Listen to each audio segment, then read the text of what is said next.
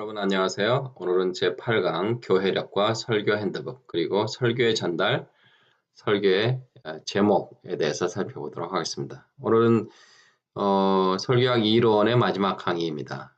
먼저 교회력의 유래에 대해서 한번 살펴보도록 하겠습니다. 교회력에는 큰 두 가지 형태가 있습니다. 하나는 일요일을 주님의 날로 지키면서 예배를 드리는 것이고요. 또 하나는 1년을 우리 주님의 구속사에 따라서 구분해서 예배드리는 방법. 교회력을 사용하는 중요한 이유 중에 하나는 하나님의 말씀을 체계적으로 이해하도록 하는데 있습니다. 초기 기독교 역사를 보면 예수님의 성찬상 앞에서는 반드시 말씀을 읽었다는 그런 기록이 있습니다. 그 후에 4세기에 이르러서 안디옥 교회에서는 회당의 예배와 같은 형태로 율법서와 선지서를 읽었습니다.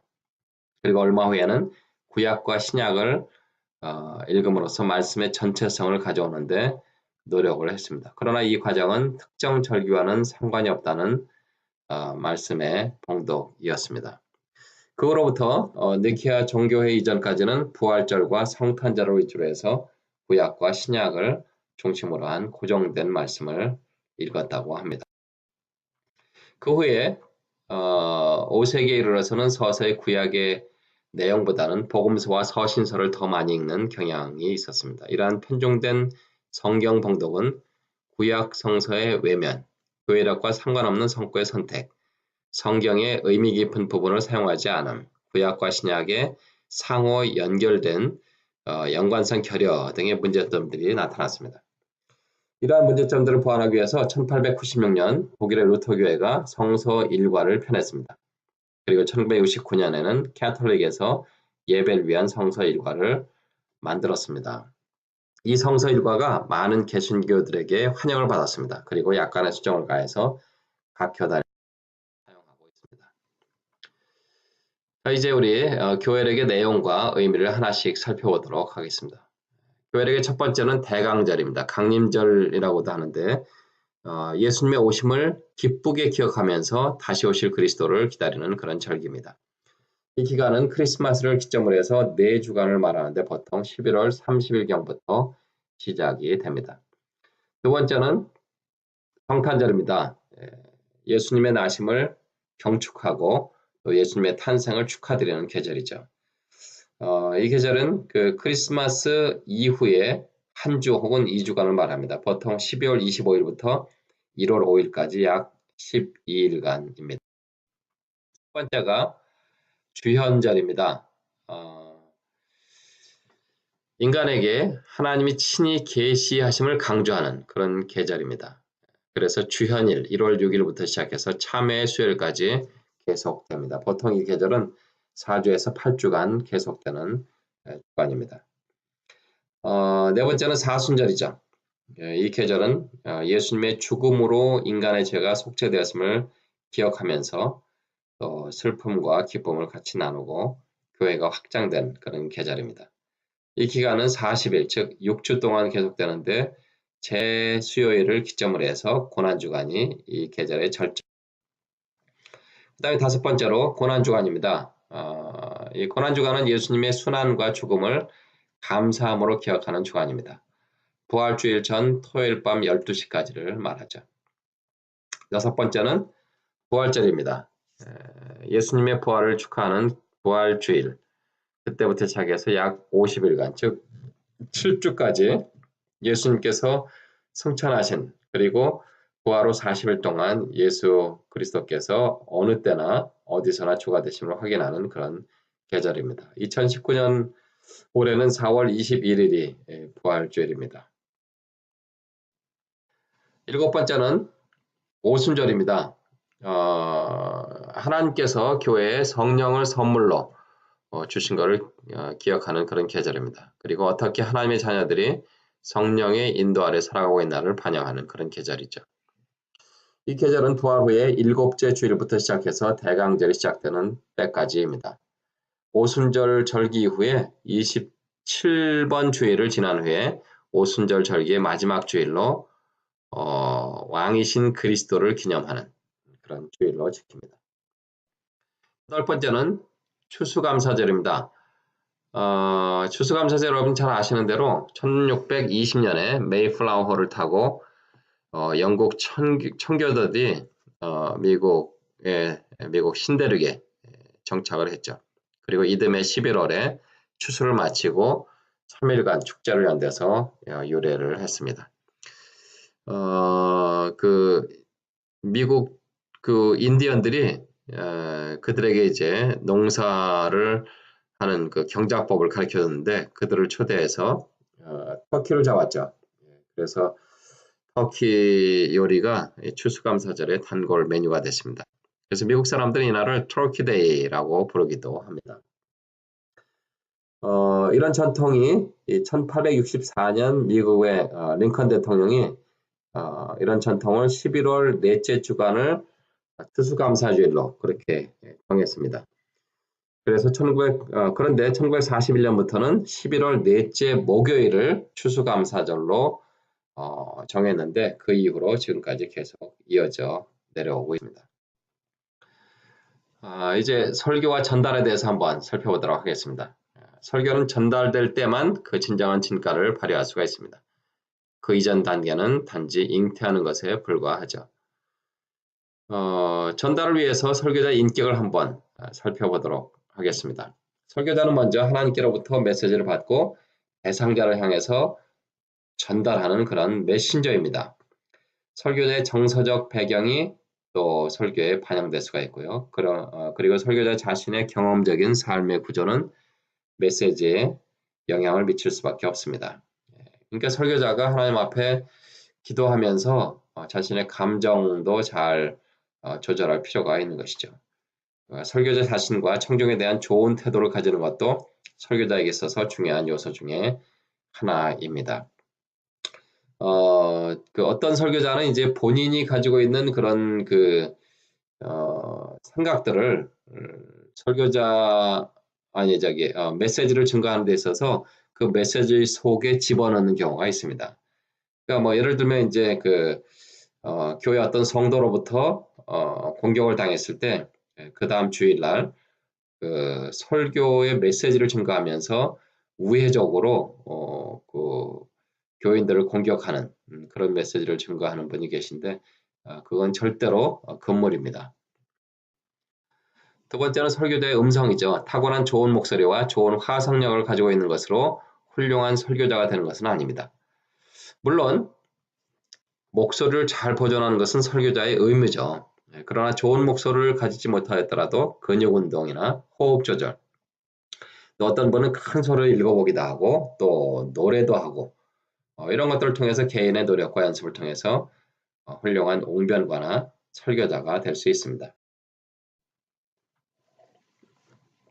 샌프란시스코의 설교학 교수였던 일련 조수 교수님은 목소리를 잘 돌보는 일은 사역에 대한 하나님의 부르심을 받아들이는 데 있어서 우리가 취하는 의무의 일부이다.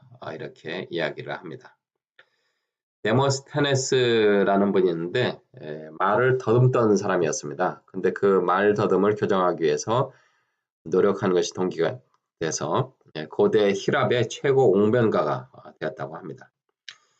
여러분 전도 폭발 아시죠? 전도 폭발의 창시자인 제임스 케네디 목사님은 어렸을 때 말을 많이 더듬었다고 합니다. 그래서 목회할 때도 설교의 속도가 매우 느렸다고 하죠. 2007년에 서천하셨습니다. 설교자의 신체에 대해서 한번 살펴보도록 하겠습니다. 설교자의 신체의 내용은 그의 인격을 나타내주죠. 설교자의 행동이나 외모는 청중에게 그에 대한 인상을 심어줍니다. 먼저 외모를 보시면 설교자는 옷의 색깔을 올바로 선택하고 정숙하게 입음으로써 신중하고 깨끗한 복장을 해야만 합니다. 그 설교자가 코미디언들이 입는 것 같은 그런 옷을 입는다든지 혹은 가수들이 입는 그런 무대 용 옷 같은 그런 화려한 옷 그런 것들은 좀 피하는 게 좋겠죠.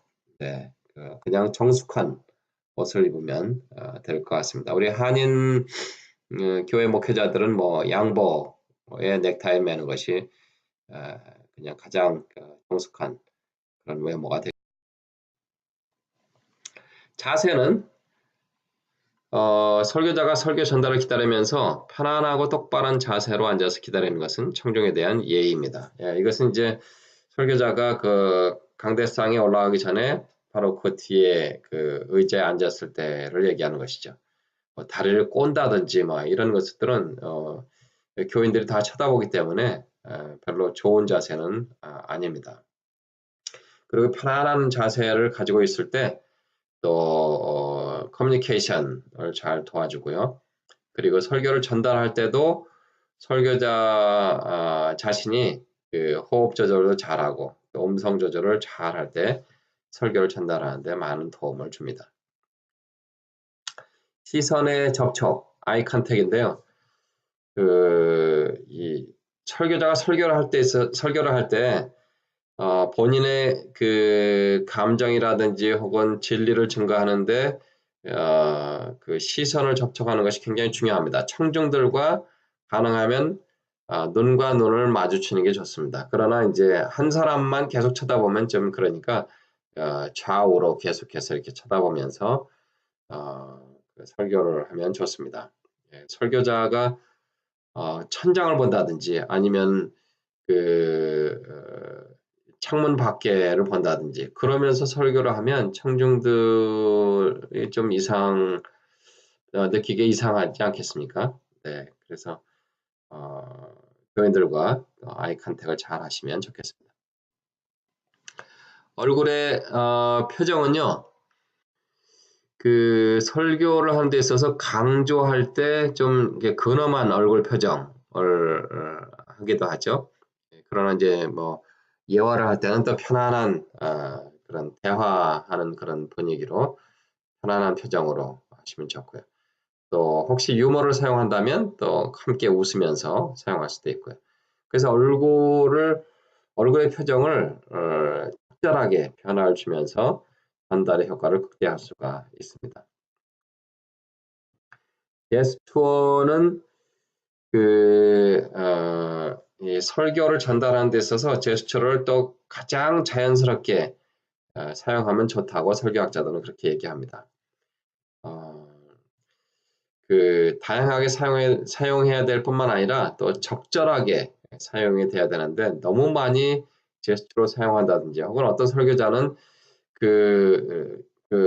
뭐 오른손을 위에서 아래로 이렇게 치는 듯한 마치 도끼질을 하는 듯한 그런 것을 계속 그렇게 하는데 물론 이제 뭐 열정적으로 강조하기 위해서 하는 경우가 그때만 사용하는 건 괜찮은데 설교를 하면서 계속해서 그렇게 하면 청중들이 볼 때 굉장히 부담스러운 그런 제스처가 될 수밖에 없습니다. 그래서 제스처도 자연스럽게 잘 사용하시면 좋겠습니다.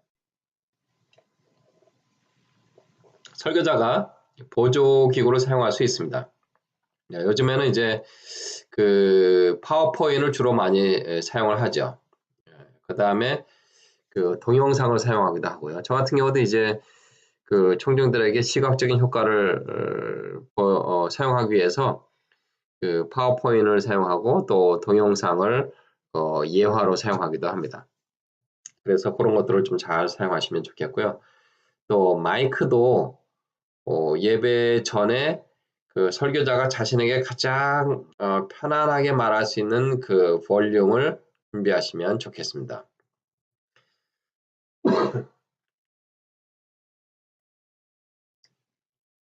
저 같은 경우도 하워링이 나기 직전까지 그래서 그런 그 볼륨을 딱 저한테 맞게 조절을 해주면 설교할 때 굉장히 편안합니다.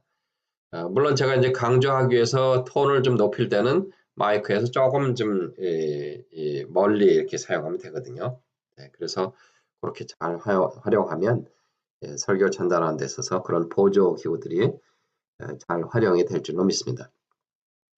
키아라 케고르는 오직 기독교의 복음으로 사용된 사람만이 오직 기독교의 복음으로 변화된 사람만이 복음을 전달할 수 있다 이렇게 강조했습니다. 그는 커뮤니케이션의 중요한 세 가지 요소를 얘기하는데요. 먼저 청중의 고통을 함께 느끼라고 말합니다. 청중들이 지금 어떤 생각을 하고 있는지 어떤 고난을 통과하고 있는지 이런 것들을 파악하면 좋겠다는 거죠. 그 다음에 청중이 메시지에 참여할 수 있도록 설교자가 열정적으로 잘 전거하면. 첫 번째는 그 가르치는 자가 가르침의 내용을 먼저 구체화할 것, 그렇게 이야기를 했는데, 이것은 하나님의 말씀을 잘 준비하고 잘 해석해서 잘 전달하라는 그런 내용이겠죠. 다섯 번째로 전달 방법입니다. 첫 번째는 원고 낭독 방식입니다. 원고를 작성한 후에 낭독하는 그런 방식인데요. 장점은 불안하지 않습니다. 원고에 있는 것을 그대로 읽으면 되니까요. 그리고 내용을 정확하게 전달할 수 있고요. 표현이나 기록의 예술성을 증진시킬 수가 있습니다. 그 글로 적었기 때문에 그 예술적인 그런 표현들, 또 감동적인 표현 이런 것들을 뭐 많이 집어넣고 그대로 읽으시면 되잖아요. 그렇죠? 그래서 그런 것들이 오랫동안 남습니다. 단점은 그 원고를 계속 내려가다 보니까 청중들과의 시선 접촉이 거의 없습니다. 그래서 청중과의 사이가 단절될 수 있는 그런 위험성이 있습니다. 임기응변의 상황에 적응하기 어렵고요. 청중과의 공감대 형성이 어려운 그런 단점이 있습니다. 여기에 해당되는 분들이 이제 그 유명한 그 조나탄 에드워즈 목사님이라든지, 또 우리가 잘 모르는 분들인데요. 호레이시 부시넬이라는 설교자, 혹은 피터 마샬, 미국의 그 해군사관학교 군목으로 계셨던 분입니다. 예, 존 헨리 반 다이크, 이런 그 유명한 설교자들이 바로 원고 그 낭송 그런 방법을 사용을 했다고 합니다. 두 번째는 원고 암기 방식입니다. 원고를 작성한 후에 암기하는 방식입니다. 장점은 뭐냐면 기억력이 증대되죠. 잘 암송하고 그거 뭐 다 완전히 암기하는 거니까요. 그래서 기억력이 증정되는 그런 장점이 있고요. 단점은 설교를 잃어버릴 수가 있습니다. 설교를 잊어버리면 중간에 이제 곤란해지겠죠.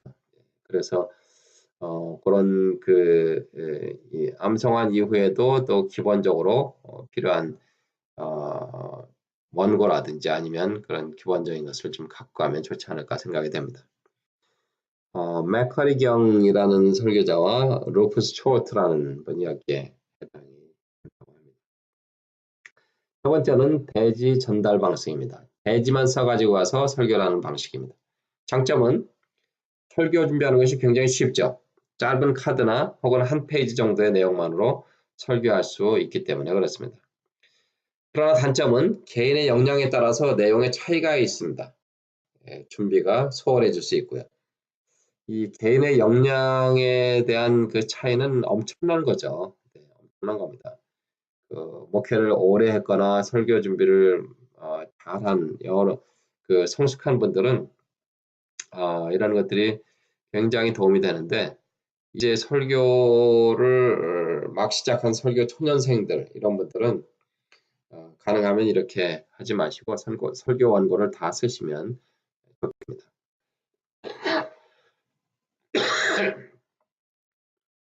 알렉산더 맥클라렌이라는 설교자와 또 제가 논의 강조한 그 우리 이동호 목사님 여기에 해당하십니다. 이동호 목사님은 제가 알기로는 설교를 원고를 다 작성하시고, 그리고 강단에 올라가실 때는 이제 아웃라인만 갖고 올라가시는 것으로 그렇게 알고 있습니다.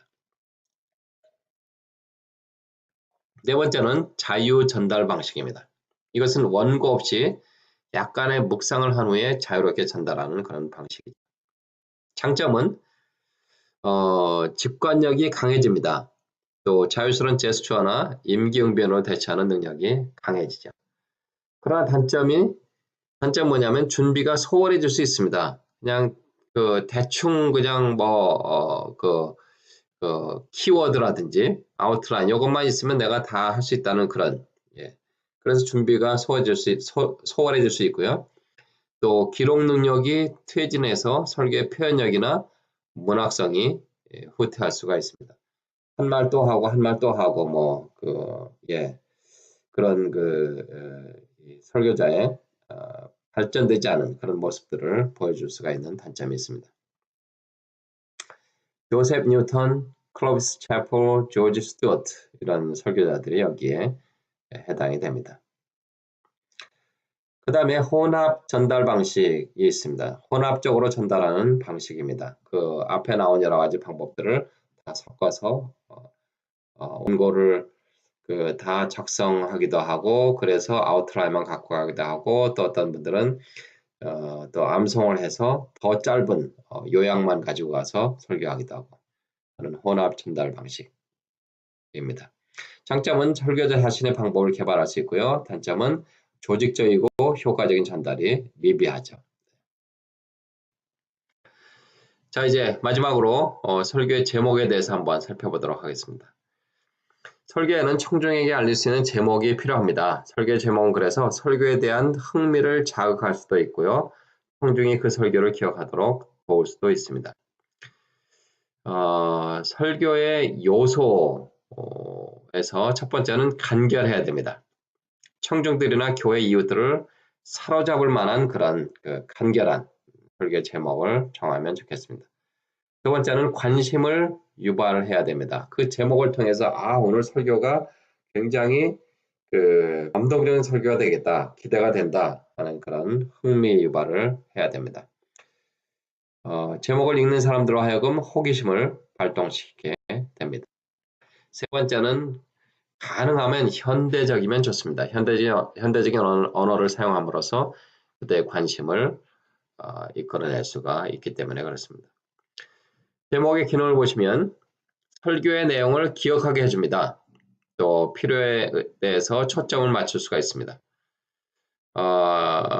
파스팅 목사님은 이런 제목을 정한 적이 있었습니다. 삶이 깊은 수렁에 빠졌을 때, 그러면 내가 당하는 그 고난, 내가 당하는 역경, 이런 것들이 오늘 설교를 통해서 하나님이 내게 답을 주실 수가 있겠구나 하는 그런 기대감을 가질 수가 있겠죠. 그 다음에 호기심을 불러일으킬 수 있습니다. 데빗 리드라는 분은 성탄절 메시지의 제목을 별이 궤도를 벗어나다 이런 아주 멋진 시적인 제목을 사용한 적이 있습니다. 네 번째로 문제를 제기할 수가 있습니다. 이 제목을 통해서 문제 제기가 가능하다는 얘기죠. 조지 버트릭 목사님은 그리스도께서 우리를 버리셨나? 그런 어떤 질문을 통해서 결코 그렇지 않습니다. 그리스도는 우리를 위해서 이 땅에 오신 분이고 성자 하나님이시고 그리고 십자가에서 우리를 위해서 돌아가시고 흑암의 권세를 깨뜨리고 부활하시고 승천하신 분이십니다. 이런 내용의 설교가 전개가 되겠죠. 그 다음에 제목을 통해서 진술을 할 수가 있습니다. 헨리 비처는 위로의 하나님, 하나님은 우리를 위로해 주시는 분이시다. 이 제목을 통해서 진술을 할 수가 있습니다. 제목을 통해서 본문에 초점을 맞출 수가 있습니다. 그래서 이 제목을 본문의 내용을 그대로 제목으로 사용할 수가 있습니다. 예를 들면 로마서 14장 3절에 보시면 먹는 자들을 판단하지 말라 하는 그런 내용이 나오는데 판단하지 말라라는 그 제목을 그 말씀을 그대로 제목으로 사용할 수가 있죠. 성경에 나오는 여러 가지 본문들을 그대로 제목으로 사용할 수가 있습니다. 그 다음에 주제를 암시할 수가 있습니다. 칼 바르트는 회개해야지만 된다. 회개하십시오라는 그런 주제를 암시를 하는 거죠. 그 제목을 회개 제목을 정했습니다. 우리가 설교의 제목을 정할 때 주의할 사항이 있습니다. 설교 준비가 완료된 다음이나 적어도 설교의 기본적인 준비가 끝난 후에 제목을 적어라고 설교학자들이 이구동성으로 말합니다. 왜냐하면 설교 제목을 먼저 정해놓으면 하나님께서 그 본문을 통해서 우리에게 주실 중요한 하나님의 뜻을 잃어버리고 설교 제목을 따라가는 그런 경향이 있기 때문에 그렇습니다. 제목을 잘 붙였지만 제목을 따라가다가 성경 본문에서 벗어난다면 본문의 중심 사상과 목표에서 벗어나기 때문에 그렇습니다. 그 다음에 제목이 설교의 내용을 잘못 전달하면 안 됩니다. 고린도서 13장의 본문을 가지고 하면서 이 사랑에 대한 내용을 전해야 되는데 하나님의 능력을 전달하십시오. 라든지 제가 너무 멀리 갔나요? 네, 그 내용을 잘 반영하지 않는 그런 제목을 정하면 안 됩니다. 그 다음에 감정을 자극하는 제목은 삼가하는 것이 좋습니다. 우리 하나님의 말씀을 증거하는 설교의 제목인데 너무 이 선정적인 그런 제목을 한다든지 이런 것은 뭐 절대로 금물이죠.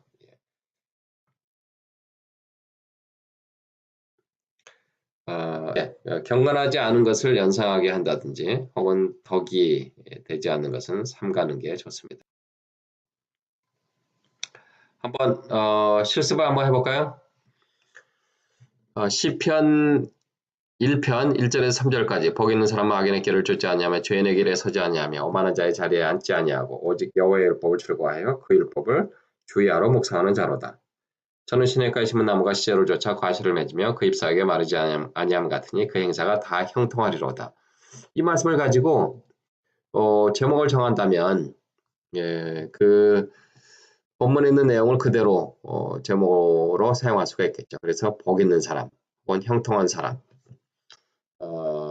하나님의 율법을 즐거워하는 사람 뭐 이렇게 정할 수도 있고요.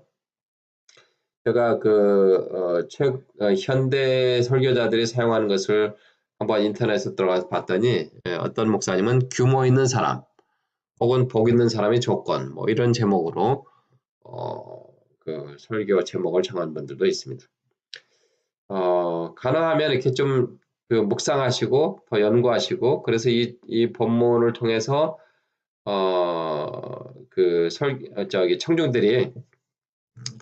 청중들이 이 제목을 통해서 어떠한 기대감을 가질 수 있는가. 예. 그래서 복 있는 사람이 조건 그러면 조건이 뭔가라고 생각하게 되지 않겠습니까? 그냥 단순히 복 있는 사람 그러면 복 있는 사람이 인가 보다. 혹은 뭐 시편 1편 같은 경우는 이제 많은 분들이 다 아는 내용이니까 또 그 설교 뭐 이렇게 생각할 수 있지만 그러나 규모 있는 사람 혹은 하나님의 율법을 즐거워하는 사람 혹은 복 있는 사람의 조건 뭐 이런 식으로 해서 조금 좀 묵상하시고 생각하시고 또 청중들이 기대할 수 있는 그런 제목을 정하시면 좋습니다. 누가복음 15장 11절에서 32절 그 탕자의 비유 내용이죠. 그것을 가지고 설교를 한 이 현대 설교자들의 그 제목을 보니까 여러 가지 제목들이 나와 있더라고요.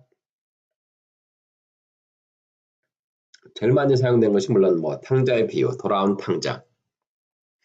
그다음에 기다리는 아버지, 아버지에게 포커스를 둔 설교가 되겠죠. 그다음에 어떤 목사님은 잔치 같은 인생, 혹은 아들의 마음, 아버지의 마음 이렇게 해서 탕자와 아버지 두 인물을 중심으로 이렇게 한 설교도 있고요. 또 아버지와 큰아들, 집에 있는 아들, 큰아들 25절에서 32절까지의 내용을 가지고 아버지와 큰아들 이런 제목으로 설교한 또 설교자도 있더라고요. 재밌는 그 제목이 있습니다. 돌아온 탕자, 집에 있던 탕자 이렇게 해서 그 형과 둘째 두 아들의 삶에 초점을 맞춰서 또 설교를 한 설교자도 있더라고요. 저도 이제 이 본문을 가지고 설교를 한 3번 정도를 한 것 같아요. 첫째는 이 탕자에 대해서 또 형에 대해서 그리고 아버지에 대해서 특별히 이제 아버지에 초점을 두고 설교를 했을 때는 제가 제목을 달려가시는 하나님 이렇게 한번 정해봤습니다. 아니 하나님이 달려가신다니요? 그렇게 이제 교인들이 기대를 하게 하죠.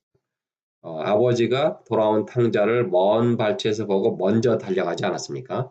네, 그래서 먼저 달려가서 그 아들을 껴안고 그리고 그들을 보호하는. 제가 지난 시간에 이 탕자의 비유에 대해서 자세히 설명을 드린 것 같은데, 네, 그래서 제목을 달려가시는 하나님 그렇게 정해 보았습니다. 여러분 그 이론 여기까지 하겠습니다. 다음 주부터는 이제 그 설교와 이미지에 대한 내용으로 강의를 하도록 하겠습니다. 여러분 설교를 잘 준비해서 이 시대를 향한 하나님의 음성을 대변하시기를 바랍니다. 여러분 수고 많으셨습니다. 오늘 여기까지 하겠습니다.